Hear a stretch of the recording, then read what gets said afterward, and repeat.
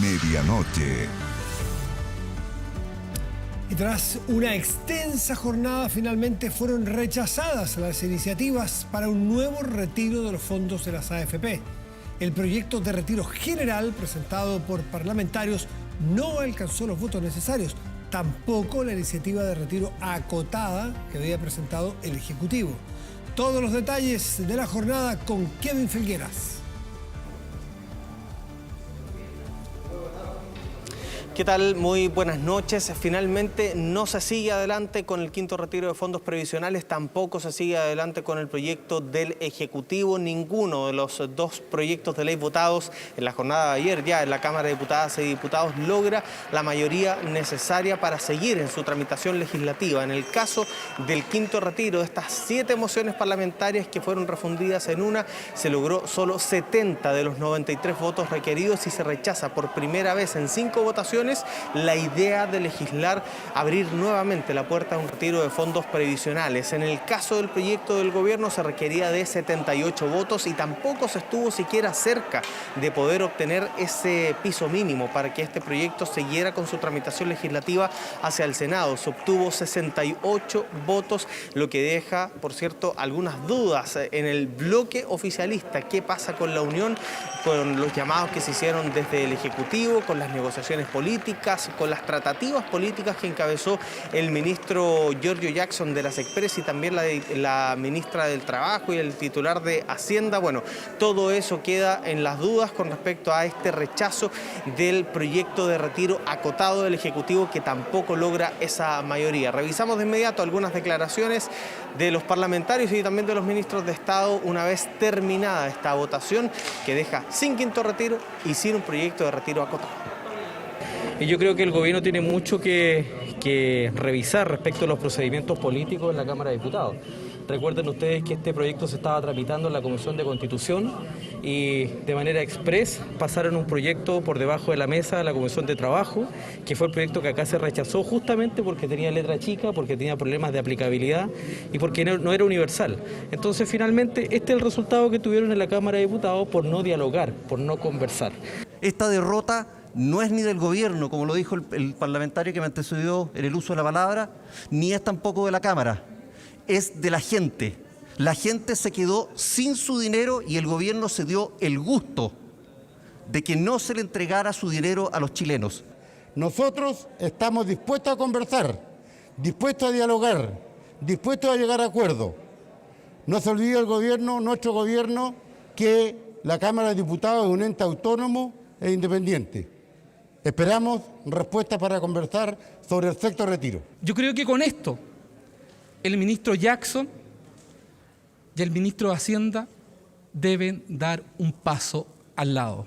Y que este gobierno se haga responsable de impulsar en conjunto con los parlamentarios el sexto retiro real, que se haga cargo de la realidad que está viviendo nuestro país. La Cámara de Diputados ha dicho no a aquellos que quieren utilizar los recursos previsionales de los trabajadores para afrontar las graves consecuencias de la pandemia. A la vez, es un llamado para que el gobierno, con recursos propios, asuma el costo de la pandemia y que este costo no lo paguen los trabajadores. Sin duda un desafío que es poder hacernos cargo de la deuda pendiente en materia de seguridad social.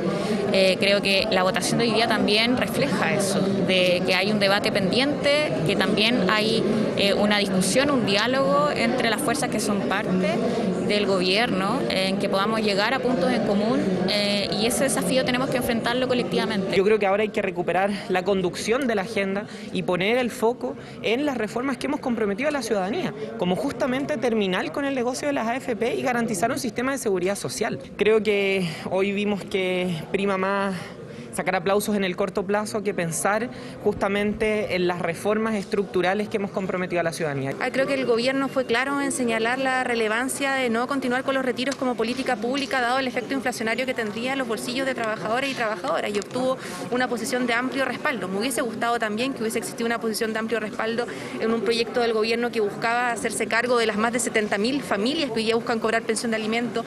tensión política al interior de los bloques del oficialismo. Apruebo Dignidad se cuadró con el gobierno, rechazó el quinto retiro y aprobó el proyecto del Ejecutivo. Sin embargo, desde el socialismo democrático hubo algunos descolgados que provocaron que esto no fuera provechoso para el Ejecutivo, que se rechazara, y se logró allí una meta importante. Se rechazó el quinto retiro, pero no se logró aprobar la propuesta del Ejecutivo, sobre la cual pesa todavía la idea de una insistencia. ¿Qué es esto? Que el gobierno pueda solicitarle al Senado que se pronuncie con respecto a este proyecto de ley.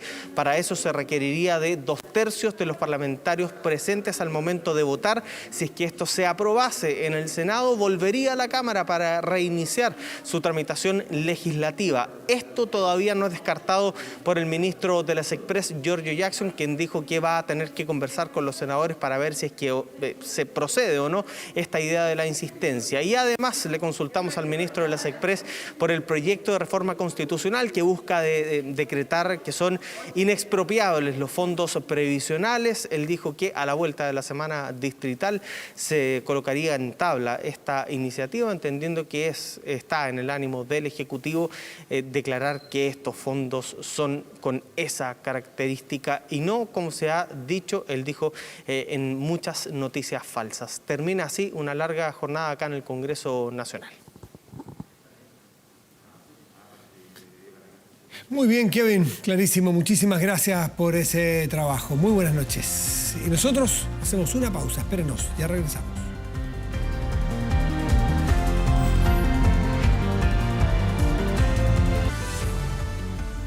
Estamos de vuelta y de inmediato revisamos las informaciones más destacadas de la jornada con Marco Fleming.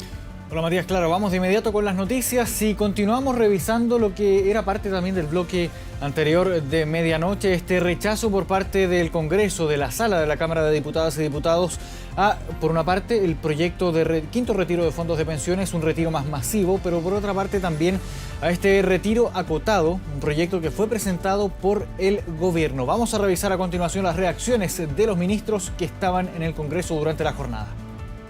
Que de todas maneras nosotros como Ejecutivo ahora nos volcamos de manera total a cumplir con el mandato que tenemos, que es proponerle al país una reforma integral y significativa al sistema de pensiones para poder garantizar la seguridad social que durante tantos años o décadas las chilenas y chilenos no han tenido. Creo que los argumentos que pusimos sobre la mesa fueron comprendidos por los parlamentarios y parlamentarias. Creo que se entendió claramente que este era un escenario distinto del que había en el primer retiro y en las oportunidades anteriores, y que el daño que esto habría provocado a la ciudadanía habría sido mucho mayor que cualquier beneficio puntual que hubiera generado para determinadas personas, grupos, etcétera. Vamos a impulsar concretamente los diálogos tripartitos previsionales que se van a realizar a contar de la semana del 27 de abril, porque estamos convencidas y convencidos que nuestro sistema de pensiones requiere virar hacia un verdadero sistema de seguridad social. Vamos a cambiar completamente de tema. ¿Se quedó usted con gusto a poco tras el pasado fin de semana largo? En el Congreso se presentó un proyecto de ley para declarar feriado el próximo lunes 2 de mayo, esto por el Día del Trabajador. Una iniciativa parlamentaria que es vista con entusiasmo por los gremios del turismo y los trabajadores. Sin embargo, genera también duda entre los expertos.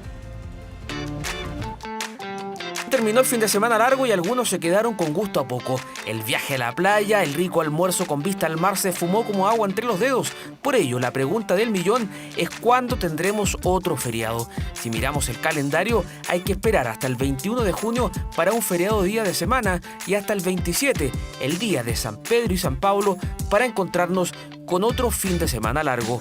Claro que necesitamos descansar también un poquito. Pero bueno, ¿qué vamos a hacer si no tenemos feriado? Porque uno generalmente cuando trabaja de lunes a viernes está pendiente de los feriados. ¿Junio? ¿Y por qué? Espera que desde el Congreso buscan acortar. Por eso, el diputado demócrata cristiano Héctor Barría llegó con calendario en mano y un proyecto de ley que busca declarar como feriado el próximo lunes 2 de mayo, en reemplazo del Día Internacional del Trabajador, 1 de mayo, que este año cae domingo. Y tenemos la convicción que si hay un feriado largo también, que involucre este lunes 2 de mayo, también uno de los rubros más afectados por la economía pueda tener un impacto positivo en sus respectivas cuentas. Trabajo independiente, bueno, no me convendría mucho que perder un día. Hoy no me parece perfecto, si un día lunes, no, yo encuentro que está bien. El proyecto establece que si el 1 de mayo cae fin de semana, sea feriado el 30 de abril o el 2 de mayo. El tiempo corre, la iniciativa necesita una tramitación express para ver la luz este año y por ello sus impulsores buscan respaldo en el Ejecutivo. Este tipo de decisiones tienen efectos tanto en los tiempos de descanso, de bienestar, de empleo, el trabajo que entregan pymes y por lo tanto en ese contexto tenemos que hacer una evaluación primero de los efectos que va a tener una medida como esta. Creo que las relaciones en política tienen que basarse también en reciprocidad, atendiendo a las necesidades de la gente y esperamos que en ese sentido las iniciativas y las propuestas de los parlamentarios también se condigan con un buen trato y una buena recepción de las propuestas del Ejecutivo, sobre todo cuando estamos hablando en este contexto del quinto retiro. En la industria del turismo la idea es aplaudida, pues permite generar ganancias económicas que no estaban contempladas. Un feriado dentro del mes de mayo que pueda convertirse en un fin de semana largo sería algo positivo, ya que este año el 1 de mayo y el 21 de mayo caen dentro del fin de semana sábado o domingo. Según cifras de Libertad y Desarrollo, un feriado no irrenunciable le cuesta al país entre 120 y 140 millones de dólares. Por ello, los expertos plantean sus dudas por el impacto económico de la medida. Cuando las cosas se hacen a última hora es cuando tienen más impacto negativo. Si ahora nosotros decimos en unas semanas más vamos a tener un día adicional de feriado, ¿cierto? Se va a cambiar una planificación que ya tienen y cuando eso no puede ocurrir, obviamente eso va a implicar incurrir en más costos, digamos, asociados a ese día. Un proyecto que necesita concretar apoyos para avanzar en el Congreso, velocidad que será clave para ver si efectivamente los chilenos podrán soñar con un nuevo fin de semana largo el próximo lunes 2 de mayo. Este martes vamos a cambiar completamente de tema. Este martes es un día clave en la Convención Constitucional porque derechos como seguridad social, educación, salud y vivienda van a ser votados en el Pleno, donde se han encontrado acuerdos y cuáles son también, por otra parte, los principales nudos de conflicto. Vamos a revisar el siguiente informe. Derechos sociales y el estudio para los estudiantes. Educación de todas maneras. La salud, sobre todo la salud pública. La salud y la seguridad. A mí en lo personal, educación. Vivienda, por supuesto, para la gente que no la tiene. Demandas ciudadanas que provocaron que miles y miles de chilenas y chilenos salieran a las calles. Exigencias de derechos que tras el 18 de octubre cambiaron la historia de nuestro país. Por eso, estos han sido definidos como el corazón de la nueva Constitución. Tan importantes que su debate y posible aprobación son fundamentales según algunos convencionales para cambiar la percepción del trabajo constituyente que según la encuesta de Espacio Público ha generado un aumento de emociones como la desconfianza, la confusión y el miedo. Un posible rechazo que se posicionó en los 45 puntos según la última muestra de CADEM. Tenemos esperanza de que demos noticia en todas estas materias, al menos en seguridad social y en salud tenemos grandes acuerdos ya tomados. Ahora viene la gran mega decepción de parte de los chilenos. Creo que hay derechos sociales que en definitiva lo que hacen es quitar derechos. ¿Qué derechos se votarán en la crucial jornada de este martes? Los vinculados a seguridad social. ¿Qué plantea la norma? Que esta tiene que ser universal y pública para proteger a los ciudadanos en caso de enfermedad, vejez, discapacidad, entre otras materias. La gran discusión, sin embargo, apunta a los sistemas de pensiones cuya continuidad quedaría en manos del futuro Congreso. Nosotros consideramos, en bien de los trabajadores, que es absolutamente pertinente dejar claro cuáles van a ser las condiciones de tus fondos de pensión y comprendo las razones que tiene la izquierda para dejarlo en tierra de nadie. El principio de capitalización individual, es decir, de lo que vamos juntando solas y solos, ese principio ya no estaría, porque estaríamos el principio de solidaridad, es decir, que haya un sistema que nos permita a todas y a todos contribuir. El derecho a la salud será otro de los temas que marcará la jornada y se propone un sistema nacional de carácter universal, público e integrado. Las personas atenderán bajo un plan único en establecimientos públicos y los privados podrán funcionar solo si se diseña una organización sin fines de lucro. Se pone en salud el foco en el prestador. Se va a provocar un déficit tremendo del gasto público al tener que recibir 3,5 millones de chilenos ahora el sistema público. Nadie podría pensar que con la sola aprobación del proyecto de nueva Constitución el sistema público va a tener que capturar la totalidad de las prestaciones. Eso no sería posible. Una fórmula que ha generado polémica y por eso agrupaciones manifestaron sus aprehensiones y reparos. Nos parece que no podemos permitirnos a priori prescindir de ningún prestador, por lo que no se puede dejar constitucionalmente fuera a los centros privados. Hacemos, por lo tanto, un llamado para que el debate constitucional considere de manera efectiva y sostenible la complementariedad del trabajo público con el de todos los privados sin exclusión. Esto es algo que no debemos ni podemos transar como país. Un martes intenso el que se avecina con votación de normas claves. Una de ellas, por ejemplo, la que establece que el Estado asegurará a todas las personas el derecho a la educación, una integral y de excelencia, universal y obligatoria hasta la educación media. El derecho a la vivienda también será protagonista, como lo fue junto a las ya mencionadas en las marchas y manifestaciones que pavimentaron el camino constituyente. Normas que requieren al menos 103 votos para ser parte del borrador de la nueva Constitución. Vamos a la región de Valparaíso. A 28 años de cárcel fue condenado el denominado sicario de Concón, autor material del crimen del empresario Alejandro Correa. El hombre que lo contrató para concretar el crimen deberá pasar 20 años en prisión. Ya han pasado casi 2 años desde que se cometió el planificado asesinato por encargo al empresario conconino Alejandro Correa. Padre de familia que la mañana del 18 de mayo del 2020 fue atacado por un sicario cuando estaba en el antejardín en compañía de un amigo. Alfonso Gutiérrez Londoño, buenas tardes. Muy buenas tardes, señor López. Buenas tardes, magistrados. Uno a uno fueron cayendo los responsables quienes este lunes fueron notificados de la sentencia definitiva. El denominado sicario Víctor Gutiérrez Londoño, el Parce, previo pago de 5 millones de pesos, fue sentenciado a 28 años de cárcel efectiva como autor material del asesinato. Por el delito de homicidio calificado en grado consumado en la persona de don Alejandro Correa. También fue condenado por el delito de homicidio simple en grado de atentado en calidad de autor respecto a la persona de don Claudio Mucio. Una de las pistas claves es este registro escrito donde se le indicaba a Gutiérrez dónde debía concretar el crimen, cuyo origen fue la usurpación de un terreno en Quilpué que era propiedad de la víctima. La letra correspondía al autor intelectual. El tribunal determinó que Renato López le entregó al sicario el nombre y la dirección de la víctima en un papel escrito de su puño y letra. Ahora López deberá permanecer 20 años en prisión. Claudio Riveros, quien ayudó a escapar en un vehículo, 16, y Melissa Palma, cómplice, 6 años.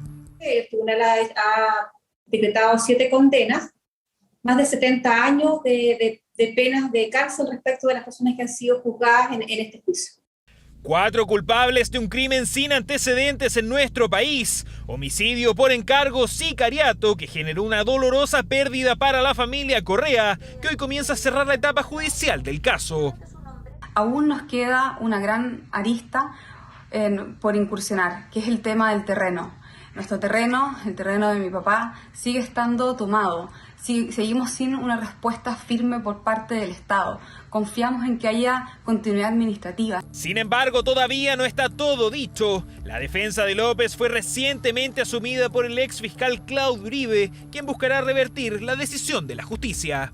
La cárcel no nos acomoda. Por lo mismo, esperamos rápidamente examinar los recursos legales que procedan.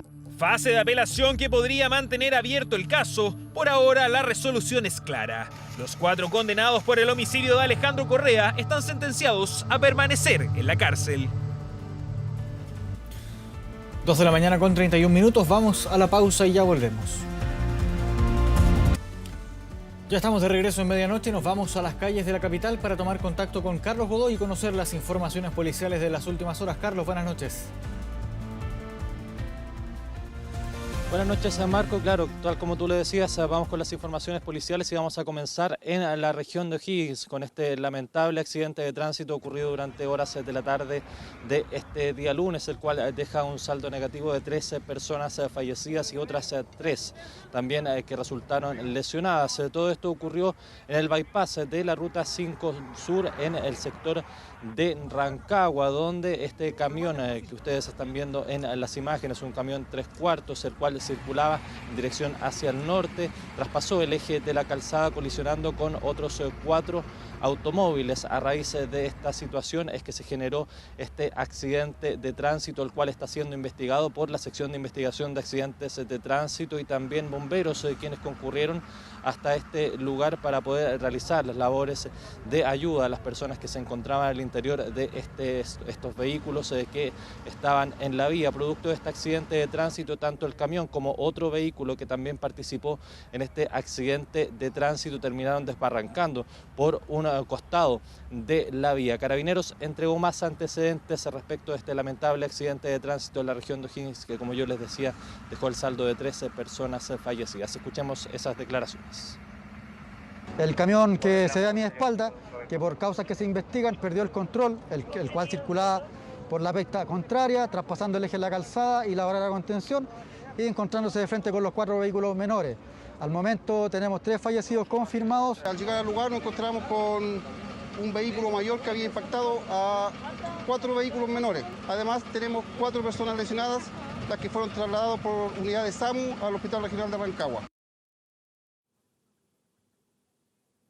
Ahí estaban las declaraciones entregadas tanto por carabineros como por bomberos, quienes concurrieron hasta esta emergencia, la cual deja 3 personas fallecidas en la región de O'Higgins. Volvemos a la región metropolitana, nos trasladamos hacia la comuna de Santiago Centro, porque Carabineros entregó detalles de un procedimiento gestado en la 4ª comisaría, el cual terminó con la recuperación de 5 vehículos en diversos talleres mecánicos del sector de 10 de julio, algunos de los cuales fueron sustraídos mediante el método del portonazo. Razón de esto, resultaron 2 personas detenidas. Son 5 vehículos, los cuales fueron entregados a sus dueños. Uno de estos vehículos fue sustraído mediante un portonazo con intimidación en la comuna de Vitacura, otro también desde un mall y otros 3 sustraídos desde diversos puntos de la capital. Todos estos robos efectuados por una banda, la cual acopiaba estos vehículos en este punto de la capital, en el sector de 10 de julio. Son 2 personas detenidas, ambos de nacionalidad chilena. El modus operandi de la banda es reemplazar las patentes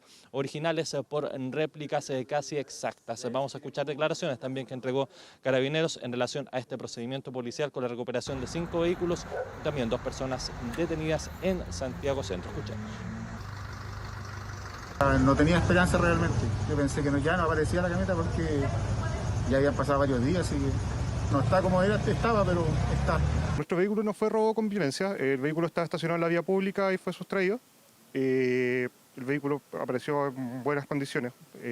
Lamentablemente las llaves no funcionan. Los vehículos que se detectaron en esta oportunidad mantienen patentes que son falsas. ¿Qué origina esto? Que estas personas, estos delincuentes, detecten esta cantidad de vehículos y utilicen patentes de vehículos similares características con la finalidad de que ante algún tipo de fiscalización no sean detectados. Ahí estaban las declaraciones de Carabineros y también de algunas víctimas de estos delitos de portonazos o robos de vehículos, que afortunadamente, gracias al trabajo policial de Carabineros, concluyó con la recuperación de estos 5 automóviles y también 2 personas detenidas, las cuales mantenían estos vehículos almacenados en algunos galpones del sector de 10 de julio en el centro de la capital. Marcos. Gracias, Carlos, por este informe. Buenas noches.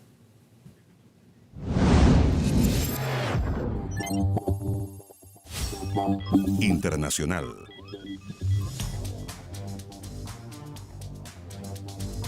El hundimiento del buque insignia de Rusia en el Mar Negro ha modificado la dinámica de la guerra en Ucrania y desató también una nueva ofensiva por parte del gobierno de Vladimir Putin. Las que serían las primeras imágenes del Moskva hundiéndose han circulado en las redes sociales durante esta jornada. Un video de apenas 3 segundos y 2 fotos son las únicas imágenes que se conocen del hundimiento del emblemático buque ruso del Mar Negro. Expertos en inteligencia coinciden que se trata de un crucero clase Slava y que la única que ha sufrido este nivel de destrucción es esta nave rusa. El gobierno de Vladimir Putin aún no reconoce que el hundimiento de una de sus principales naves de guerra responde a una acción de Ucrania, mientras que desde Kiev alertan sobre la ofensiva que lanzó Moscú en el este del país en las últimas horas como respuesta. La ofensiva en Donbass ha comenzado y nosotros nos defenderemos, lucharemos y no renunciaremos a nada que sea ucraniano, por muchas tropas que envíen los rusos. Para los expertos, esta ofensiva es el resultado directo del hundimiento del Moskva, que no significaría solo un triunfo militar, sino uno simbólico que podría cambiar el curso de esta guerra. Que Rusia haya perdido el buque insignia de la flota del Mar Negro, sin duda que es un golpe muy fuerte en términos militares, pero también en términos mediáticos. Era un buque muy importante con una larga trayectoria y en la medida que no está clara las circunstancias en las que se produce su hundimiento, queda abierta la idea de que efectivamente fue un triunfo a manos de los misiles Neptuno de fabricación ucraniana que causaron el hundimiento del barco. Rusia ha incrementado también sus operaciones militares en las ciudades claves de Ucrania como Kharkov y Mariupol, que no ha logrado controlar para extender su dominio territorial y adjudicarse una victoria que aún parece esquiva. Rusia no ha obtenido ninguna victoria concreta, no tiene ningún logro que mostrar a la ciudadanía rusa y mucho menos al resto del mundo. No capturó la capital, no tomó el control total del país. Y lejos de eso, lo que ha hecho ha sido causar un sufrimiento infinito a la población civil ucraniana, ciertamente con el objetivo de quebrar su resistencia y su moral. En medio del rechazo mundial a los crímenes de guerra cometidos por Rusia durante esta invasión, Putin ha desafiado a la comunidad internacional al conceder este lunes el título de héroes a las tropas que combatieron en la ciudad de Bucha, lugar donde centenares de civiles fueron masacrados. Este es un gran honor y reconocimiento de sus méritos especiales, de su enorme heroísmo y el coraje demostrado en la defensa de la patria, defendiendo la soberanía y los intereses nacionales de Rusia. Naciones Unidas alertó que es poco probable que se den treguas en el corto plazo y que ellas dependerán de los avances cada vez más lejanos de unas negociaciones de paz en las que ni Ucrania ni Rusia están dispuestas a ceder. Un alto al fuego no está en el horizonte en este momento, pero pueden estarlo en un par de semanas o incluso tomar más tiempo. Todo dependerá de cómo avance la guerra y de la confianza que se construya en las conversaciones. La invasión a Ucrania cumplirá esta semana 2 meses sin que Rusia haya conseguido un triunfo militar que parecía inminente, pero con un impacto brutal en términos de pérdida de vidas humanas que llenan las fosas comunes y los cementerios de un país devastado por la guerra. 2 de la madrugada con 46 minutos. Llegamos al final del bloque informativo de medianoche. Volvemos contigo, Matías. Bien, Marco, muchas gracias. Y vamos a la pantalla grande de nuestro estudio. Revisamos allí los contenidos destacados de 24horas.cl, que en este momento justamente tiene uno que es un contenido y una noticia que es bien llamativa, pues. ¿A quién no le gusta que se presente un proyecto de un feriado? Pero hay que ver los alcances. ¿Y qué dice el proyecto y la respuesta del gobierno? 24horas.cl, el detalle de esta discusión que se tiene que dar. Revisamos el tiempo para hoy. Vemos Santiago para hoy martes, se presentará cielo parcial y una máxima probable de 22 grados. Y Coyhaique, en la región de Aysén, tendrá chubascos y la máxima probable es de 13 grados. Con esta información nos despedimos. Agradecemos su atención y los dejamos invitados a que sigan atentos a la pantalla de TVN y todas sus plataformas. Muy buenas noches y gracias por venir.